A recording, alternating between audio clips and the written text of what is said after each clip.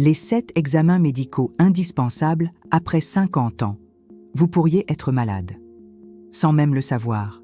Je ne parle pas d'un simple rhume ou d'un mal de dos qui passe avec un antidouleur banal.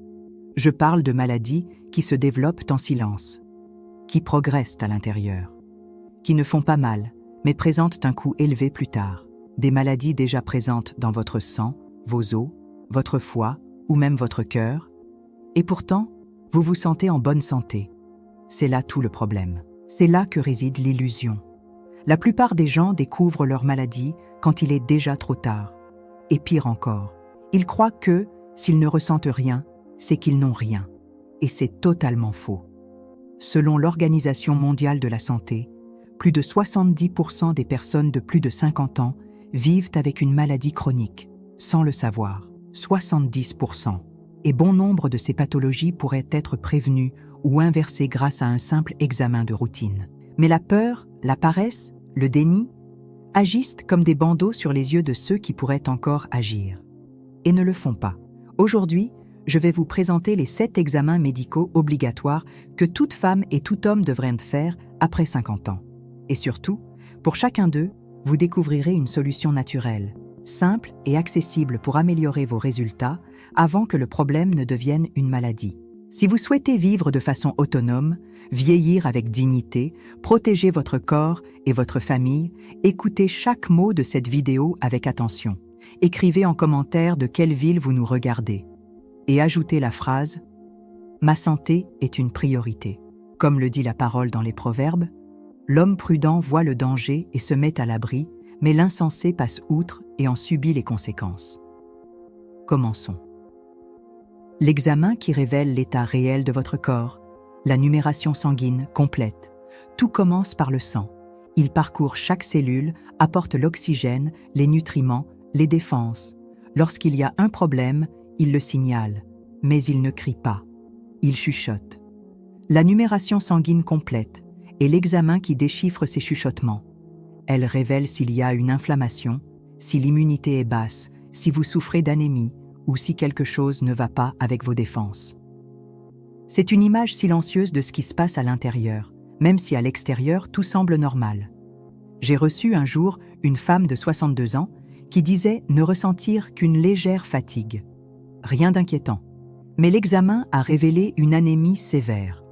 Son corps luttait pour fonctionner avec la moitié de sa force, mais elle ne s'en rendait pas compte, car le déclin avait été progressif, jour après jour, jusqu'à devenir sa nouvelle normalité. Beaucoup vivent ainsi, traînant leur existence avec un corps épuisé. Et quand la fatigue arrive, ils accusent l'âge. Mais ce n'est pas toujours une question d'âge. Parfois, c'est le sang qui crie à l'aide. Pour renforcer le sang et améliorer les indicateurs de la numération sanguine naturellement, il faut d'abord regarder ce qu'il y a dans l'assiette. Les légumes à feuilles vert foncé comme le chou frisé, les épinards ou les feuilles de blette sont riches en fer végétal. Combinés avec des aliments riches en vitamine C, comme le citron ou l'orange, ils facilitent l'absorption du fer. Une infusion d'ortie avec du citron à jeun est un excellent tonique naturel qui renforce le sang tout en réduisant l'inflammation de l'organisme. Quant à la betterave, utilisée avec parcimonie et associée à du citron et de la carotte, elle peut stimuler la production de globules rouges. Il ne s'agit pas de médicaments, il s'agit de nutrition intelligente. Et quand le sang recommence à circuler librement, le corps remercie en silence. Mais il y a un autre chiffre qui peut aussi tuer en silence, le sucre dans le sang. Glycémie à jeun, le sucre invisible qui ronge de l'intérieur. Quand la glycémie est trop élevée, le corps se détériore lentement. À l'extérieur, la personne continue de sourire. À l'intérieur, les artères s'usent, les nerfs s'enflamment, la vue s'assombrit. L'examen de la glycémie à jeun montre jusqu'où cet ennemi est allé. Il mesure le taux de glucose circulant dans le sang. Et même sans symptômes, beaucoup sont déjà en prédiabète sans le savoir. C'est le cas d'un homme de 69 ans que j'ai accompagné. Il avait la vue floue et une fatigue persistante. Il pensait que c'était dû à l'âge. L'examen a montré une glycémie élevée depuis des années. Une rétinopathie diabétique avait déjà commencé. Il perdait la vue sans savoir que c'était le sucre qui effaçait peu à peu le monde autour de lui. Ce n'est pas seulement une question de sucrerie. Ce qui augmente le plus la glycémie, ce sont les aliments dissimulés du quotidien. Pain, pâtes, riz blanc, biscuits, jus industriels. La bonne nouvelle, c'est qu'il existe des moyens simples et naturels pour réguler cela. L'une des meilleures associations est le jus de concombre avec citron, à boire le matin. Le concombre est diurétique et alcalinisant. Le citron facilite la digestion et améliore la sensibilité à l'insuline. Ensemble, ils nettoient le sang. Ajouter 2 cuillères à soupe de son d'avoine aux principaux repas permet aussi de réduire les pics glycémiques, car la fibre soluble ralentit l'absorption du sucre. Enfin, la cannelle en bâton, utilisée dans les infusions ou les porridges, est un allié précieux. Avec de petits ajustements, le corps retrouve son équilibre, et la glycémie revient à des valeurs synonymes de vie. Mais si le sang devient trop sucré, l'étape suivante est inévitable, l'encrassement des artères. Et là, le danger devient bien réel. Bilan lipidique, l'encrassement silencieux qui commence avec un chiffre. Quand le sucre s'accumule, il n'est jamais seul. Il entraîne avec lui un cholestérol déséquilibré, des triglycérides élevés et un déséquilibre entre le bon et le mauvais cholestérol. Le bilan lipidique révèle tout cela. Un simple examen qui montre si vos artères sont peu à peu obstruées par la graisse. C'est ce que j'ai observé chez un patient de 65 ans, actif, marchant tous les jours, non-fumeur, en bonne apparence physique. Il ressentait juste un léger engourdissement dans les mains. L'examen a montré un taux de LDL très élevé et un HDL très bas. Les plaques se formaient déjà sur les parois artérielles sans aucun signal d'alarme. Quelques mois plus tard, il a eu un infarctus léger. Il l'a échappé belle. Les artères ne préviennent pas quand elles se bouchent, elles tiennent jusqu'à leur point de rupture. Mais le corps sait aussi se défendre, à condition de recevoir les bons aliments. La première étape consiste à éliminer les produits ultra transformés, riches en mauvaises graisses et en sucre caché.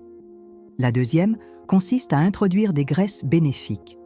L'huile d'olive extra vierge, crue sur les salades, est un remède naturel pour le cœur. L'avocat, consommé sans sucre, de préférence le soir, aide à augmenter le bon cholestérol. 2 noix du Brésil par jour apportent du sélénium, un minéral essentiel pour la protection vasculaire. Une tisane de romarin, prise après le déjeuner, aide aussi à digérer les graisses et soutient la santé cardiovasculaire. Ce sont des choix simples, mais puissants. Quand le sang recommence à circuler librement, le risque d'infarctus, d'AVC ou de mort subite diminue radicalement. Mais le flux du corps dépend aussi de bons filtres. Et quand les filtres échouent, le poison s'accumule. Fonction rénale. Quand les filtres défaillent, le corps s'intoxique. Le sang peut être propre, les artères dégagées, mais si les reins faiblissent, tout s'arrête. Ils sont les filtres du corps. Ils travaillent en silence, filtrant l'excès de sel, d'urée, de toxines. Quand ils s'affaiblissent, le poison commence à circuler. J'ai suivi un patient de 68 ans qui se plaignait de gonflement des pieds, d'essoufflement dans les escaliers et d'une légère perte d'appétit. Rien d'alarmant. Mais les examens ont montré une créatinine élevée et un taux de filtration glomérulaire en baisse. Ses reins étaient déjà atteints, sans douleur. C'est souvent ainsi. On ne s'en rend compte que lorsque les chevilles gonflent, que la tension monte et que le corps commence à retenir l'eau. Parfois, ce qui semble n'être qu'une petite fatigue est le signe d'un trouble grave en profondeur. La bonne nouvelle, c'est que la nature offre des outils pour alléger cette charge. Une infusion de barbe de maïs et de prêle, 1 à 2 fois par jour, a un effet diurétique doux, aidant les reins à éliminer l'excès d'eau sans les agresser. La prêle agit aussi comme anti-inflammatoire sur les tubules rénaux. Boire davantage d'eau pure entre les repas est essentiel. Et réduire la consommation de sel caché, charcuterie, bouillon cube, plats industriels, permet aux reins de se reposer. Quand les reins respirent, le corps dégonfle, la pression se stabilise et la fatigue diminue. Mais si les filtres sont propres, il reste encore à s'occuper de la centrale qui traite tout, le foie. Fonction hépatique, Quand le foie se bloque, c'est tout le corps qui ralentit. Il ne se plaint pas, ne donne aucun signe, ne fait pas mal. Le foie absorbe tout en silence, graisse, alcool, médicaments, colère refoulée, jusqu'au jour où il commence à faiblir. Les examens des transaminases, ASAT, ALAT et de la gamma-GT révèlent cette usure. Et lorsque ces taux montent, c'est que la surcharge est déjà bien trop grande. Je me souviens d'une patiente de 59 ans qui est venue consulter, fatiguée en permanence, avec un teint jaunâtre, irritable pour un rien. L'examen a révélé une inflammation du foie et des signes de stéatose hépatique, plus connue sous le nom de foie gras. Elle ne buvait pas, ne mangeait pas en excès, mais son alimentation désorganisée, son excès de produits industriels et sa sédentarité détruisaient peu à peu la centrale énergétique de son corps. Quand le foie se bloque, le sang s'encrasse, la digestion se dégrade, le teint se ternit, les intestins se déséquilibrent. C'est un effet domino. Mais il existe des moyens simples et efficaces pour soulager cette surcharge. Commencez la journée avec un verre d'eau tiède au citron à jeun. Cette combinaison stimule le foie dès le matin. Buvez une infusion de bol d'eau ou d'artichaut le soir avant de dormir. Elles soutiennent la détoxification nocturne. Et ajoutez du curcuma à vos plats quotidiens. Il protège les cellules hépatiques et lutte contre les inflammations silencieuses. Réduire la prise de médicaments non essentiels, éviter les aliments gras et consommer davantage de légumes amers comme la roquette ou le cresson fait aussi une grande différence. Quand le foie fonctionne à nouveau correctement, l'énergie revient, l'humeur se stabilise et la peau retrouve son éclat.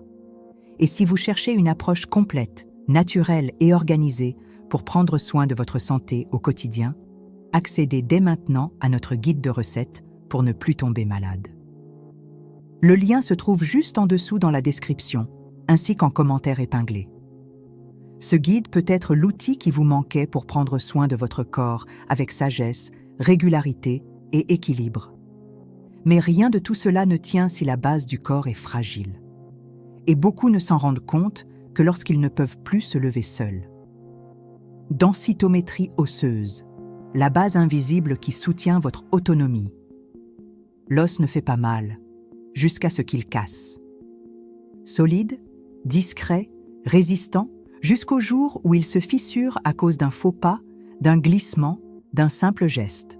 La plupart des gens découvrent que leurs os sont fragiles, en tombant au sol, attendant les secours. La densitométrie osseuse est l'examen qui détecte cette fragilité cachée. Il montre s'il y a une perte de masse osseuse, une ostéopénie ou une ostéoporose. J'ai vu une femme de 67 ans faire une chute à hauteur du sol. Elle s'est fracturée le fémur. Elle n'avait jamais fait de test auparavant. C'est pendant sa convalescence qu'on a découvert que ses os étaient aussi fragiles que du verre. À partir de 50 ans, le corps fixe naturellement moins bien le calcium. Et si les bons nutriments manquent, cette perte s'accélère. Mais il est tout à fait possible de renforcer les os avec des gestes simples. Le sésame est l'une des meilleures sources naturelles de calcium. Il peut être consommé cru, en pâte, tahini ou mélangé au riz et aux salades. L'exposition au soleil avant 10 heures, pendant au moins 21 minutes, permet d'activer la vitamine D, essentielle à l'absorption du calcium. Et le magnésium, présent dans la banane, l'avocat et les graines, aide à maintenir la solidité osseuse. Évitez les sodas, l'excès de sel et les aliments trop acides, car ces éléments volent le calcium de votre corps pour être neutralisé. Un os fort, ce n'est pas un simple détail santé. C'est l'autonomie. C'est la liberté de se lever, marcher, monter les escaliers et garder sa dignité jusqu'à la fin de sa vie. Mais certaines douleurs ne se trouvent ni dans les os, ni dans le sang, ni dans les reins. Ce sont celles qui se développent en secret dans les zones les plus intimes du corps. Et beaucoup n'en parlent pas, par peur ou par honte. Mais le silence, dans ce cas, peut coûter la vie. Examen intime, quand la prévention devient un acte de courage. Certaines douleurs sont invisibles, mais grandissent lentement à l'intérieur. Et par peur, gêne ou négligence, beaucoup détournent le regard de ce qui est essentiel. Le toucher rectal pour les hommes, la mammographie et le frottis, tests de dépistage pour les femmes, sont des portes qui peuvent sauver des vies. Et pourtant, ce sont les examens les plus évités. J'ai reçu un homme de 73 ans qui n'avait jamais fait d'examen de la prostate. Il disait toujours qu'il n'en avait pas besoin, qu'il allait bien, que c'était exagéré. Quand les symptômes sont apparus, la tumeur s'était déjà propagée. Ce qui aurait pu être géré tôt est devenu une lutte bien plus difficile. De la même façon, j'ai accompagné des femmes qui, faute d'informations ou de soutien, n'ont découvert des nodules que lorsqu'ils étaient déjà durs, visibles, avancés. La vérité, c'est que ces examens ne devraient pas faire peur. Ils devraient au contraire apporter du soulagement, car se faire dépister tôt, c'est se sauver tôt. En plus des soins médicaux, il existe aussi des moyens naturels de protéger et renforcer ces zones sensibles. Chez l'homme, la consommation régulière de graines de courge aide à équilibrer la santé de la prostate. Une infusion de sureau le soir a des propriétés anti-inflammatoires et peut être un allié précieux. Chez la femme, une tisane à base de feuilles de mûrier aide à réguler les hormones et à atténuer les effets de la ménopause tout en renforçant le système reproducteur. L'huile de lin, utilisée régulièrement, agit comme un régulateur hormonal doux et soutient la prévention. Prendre soin de son intimité est un acte d'amour de soi, de dignité et de sagesse. Comme le dit l'Ecclésiaste, il y a un temps pour chaque chose. Et s'il y a un temps pour récolter, il y a aussi un temps pour prendre soin. Mais connaître tous ces examens ne sert à rien, sans passage à l'action. Car savoir, sans agir, c'est presque comme ignorer. L'avenir change quand vous décidez d'agir. Ce n'est pas l'âge qui détermine le reste de votre vie, mais l'attitude que vous adoptez aujourd'hui. Connaître les bons examens n'est que le début. Ce qui transforme vraiment, c'est quand vous prenez rendez-vous, que vous changez ce qu'il y a dans votre assiette, que vous buvez une infusion, que vous partez marcher. De petites décisions qui, avec le temps, bâtissent une nouvelle santé. Je l'ai vu tant de fois. Des patients venus fatigués, malades, découragés, mais qui ont décidé de se soigner avec discipline et humilité. En quelques mois, ils ont retrouvé le sourire.